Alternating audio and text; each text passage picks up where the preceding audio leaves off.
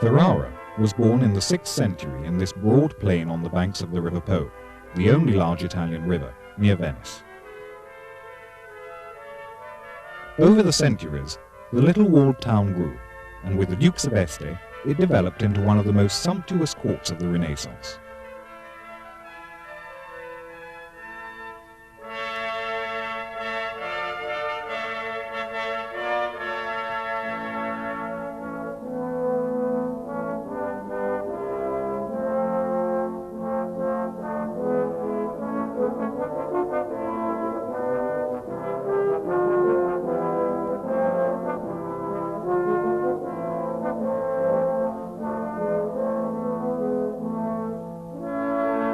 It is surrounded by thick walls,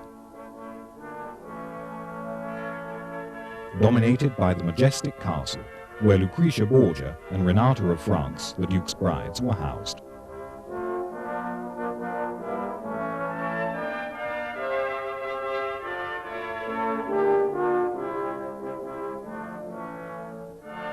The poetry of Ludovico Ariosto resounded in the splendid palaces. The Schifanoia Pictorial School was born, and a brilliant architect, Biagio Rossetti, created a bold urban development plan, consecrating Ferrara as Europe's first modern city.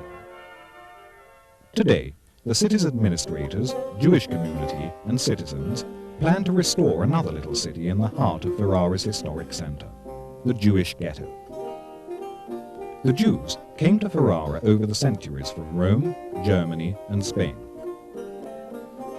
The first can be found as early as 1100. At the luxurious court of the Dukes of Este, lords of the city, Jewish financiers, physicians, and merchants mixed with famous men from all over Europe. Thanks to the favor of the Duke, a large Jewish community of nearly 2,000 people was formed in the city, which later became noted for its prestige and authority.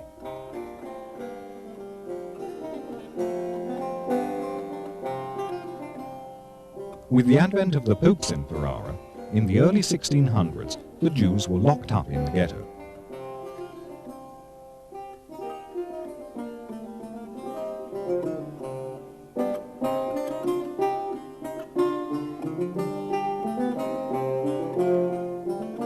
This column, located right in the main square, was built with the headstones, never seen before, from the old Jewish cemetery torn down by the Inquisition.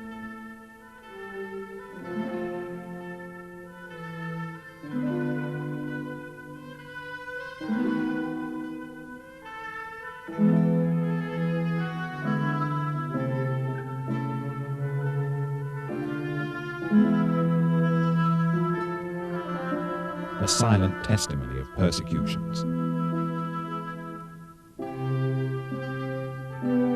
In 1859, with the unification of Italy, the Jews were set free again, and thereafter occupied an important place in the civic, cultural, and productive life of the city. Less than a century later, the Shoah, or extermination, hit this industrious community very hard. The memorial stones on the synagogue in Via Mazzini remind us of this event. Now, the few who remain hold dear the treasure of their tradition, which is also the civic and cultural wealth of everyone, Jews and non-Jews alike. Let us look together. Here is the neighborhood of the ghetto, in the middle of the historic center, between the piazza of the cathedral and the Palazzo del Paradiso, seat of the ancient university. The ghetto was closed off by 5 gates. The largest monumental one was located at the beginning of the ancient Via dei Sabbioni, now Via Mazzini, the main and most lively street of the ghetto.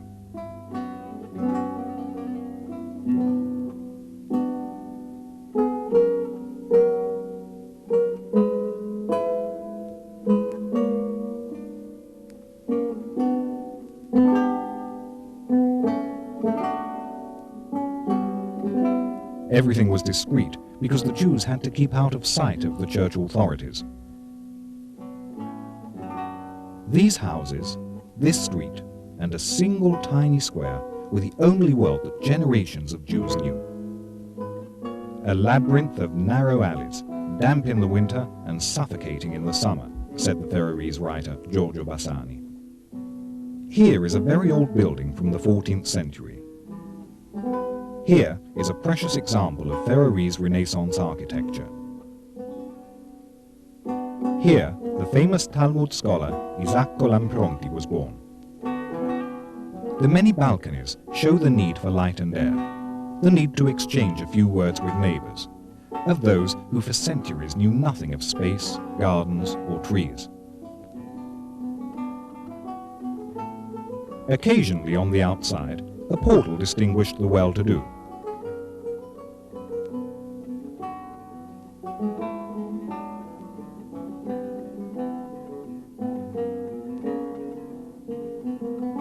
And inside, a refined staircase or furnishings.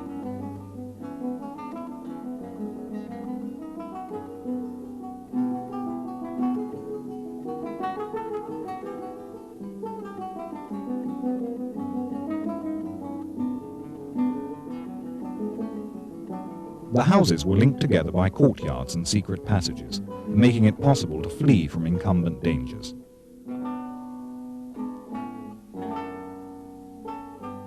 Commerce and crafts were thriving. Lending banks, famous typography shops, tailors, bookbinders, silversmiths, nail makers and locksmiths, silk weavers and confectioners. Social life was carefully organized. Here was the old folks' home with the Spanish synagogue. Here the schools. Nearby the baker for ritual foods. And there were a number of aid and charity brotherhoods.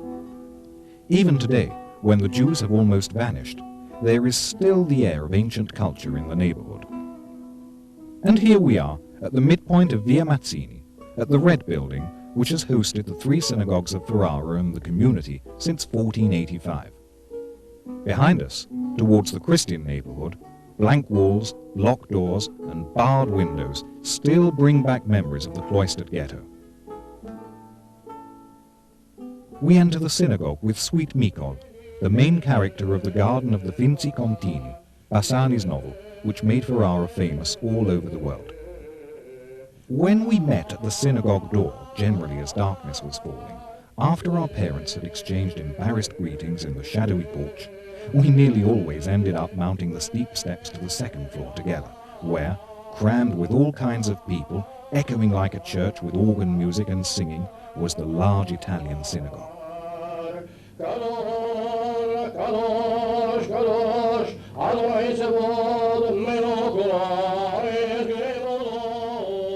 Now, this synagogue is empty. It was devastated by the fascists during the war. But after a few restorations, you can almost hear Mikol, together with Giorgio, crossing the echoing pink and white patterned pavement of the Great Hall.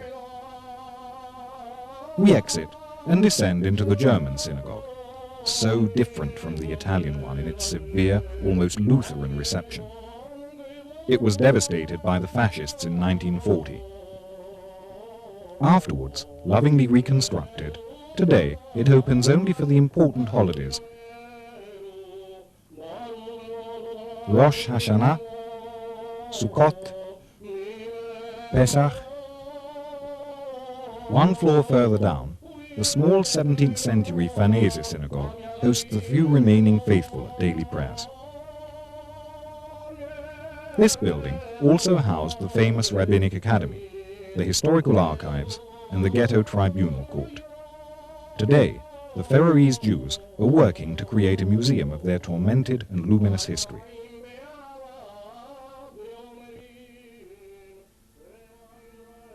We move away from the ghetto to the middle of the addition by Ecole d'Este, the great cemetery, once the Jews' orchard. It was built in the 17th century, after the destruction of the medieval cemeteries. It was only here that the Jews found nature, space, and that Mediterranean light missing from the faraway ghetto. Completely surrounded by an outside wall about 10 feet high, the Jewish cemetery in Ferrara is a vast grassy space, so vast that the tombstones, gathered in separate distinct groups, seemed far less numerous as a whole than they actually are.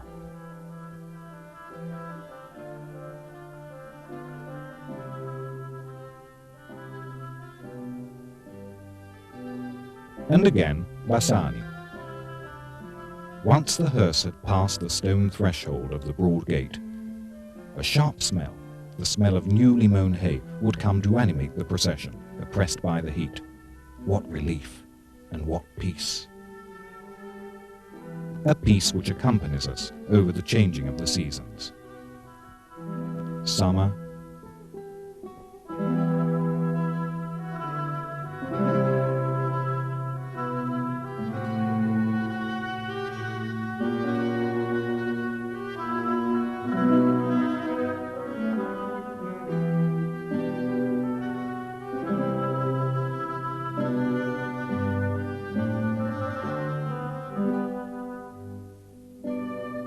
fall,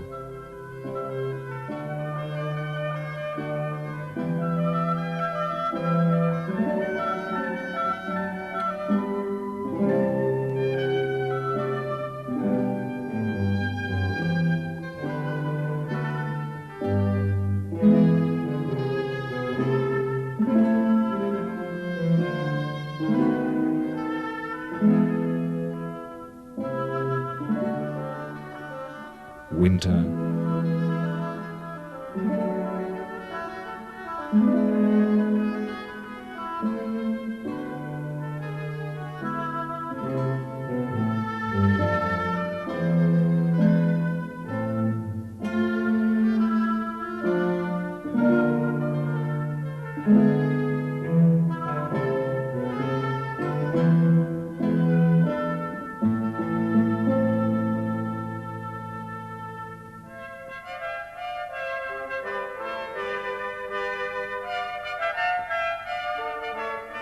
and spring.